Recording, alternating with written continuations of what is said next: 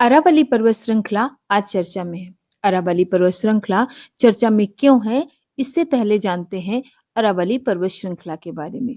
अरावली पर्वत श्रृंखला विश्व की प्राचीनतम पर्वत श्रृंखलाओं में से एक है। ये एक फोल्डेड माउंटेन है। फोल्डेड यानी कि वलित पर्वत। इसका निर्माण 750 मिलियन वर्ष पूर्व प्री कैम्ब्रियन युग में हुआ था, यानी कि जब मनुष्य का विकास भी नहीं हुआ था, यानी कि मानव जाति के विकास से पहले अरावली पर्वत का जन्म हुआ था। यह दक्षिण पश्चिम में गुजरात से लेकर के उत्तर पूर्व में दिल्ली तक फैली हुई है। इसकी औसत ऊंचाई 300 से लेकर के 920 मीटर तक है।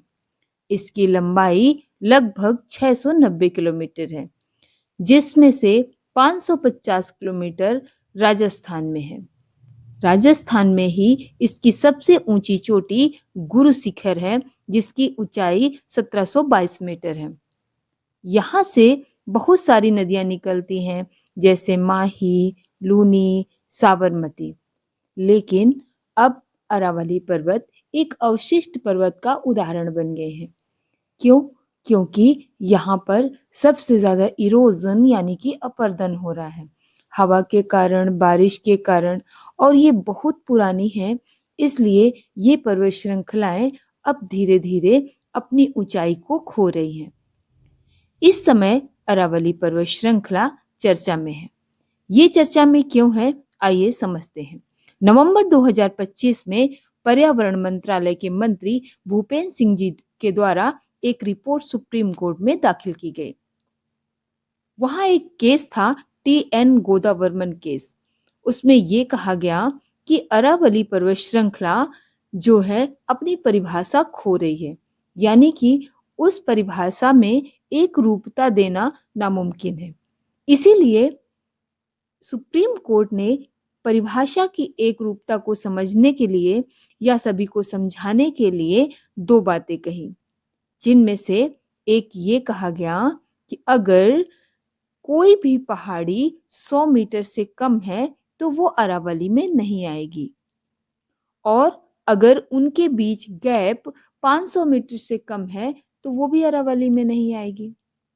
लेकिन सबसे ज्यादा दिक्कत ये है कि अगर हम ये मान लें कि कोई भी पहाड़ी जो 100 मीटर से कम ऊंची है वो अरावली में नहीं आएगी, तो ऐसे में तो 90% पहाड़ियां खत्म हो जाएंगी, क्योंकि लगातार अरावली का इरोजन, अपरदन शुरू है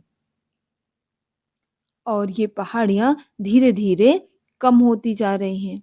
और जो पहाड़ी 100 मीटर के दायरे में नहीं आएगी, यानी कि 100 मीटर जिसकी ऊंचाई नहीं होगी, उसे अरावली नहीं माना जाएगा, तो वहां पर खनन शुरू हो जाएगा और ऐसे काम शुरू हो जाएंगे जिससे पर्यावरण को बहुत ज्यादा नुकसान पहुंचेगा।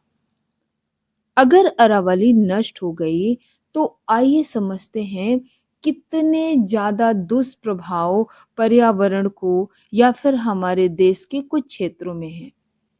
हम लोग समझते हैं हम यूपी बिहार वाले हैं, अरावली नष्ट हो गई तो हमें क्या। लेकिन हमें ये समझना बहुत जरूरी है कि अरावली जो है हमारे लिए एक सीमा का काम कर रही है। कैसी सीमा? क्योंकि अरावली के उस पार थार मरुस्थल है और इस पार खूब उपजाऊ जमीन। अगर ये अरावली नहीं हुई तो उधर से आने वाली हवाएं, धूल भरी आंधियां अपने साथ रेत उड़ा करके लाएंगी और हमारे पूरे उपजाऊ क्षेत्र में रेत का एक चादर बिछा देंगी।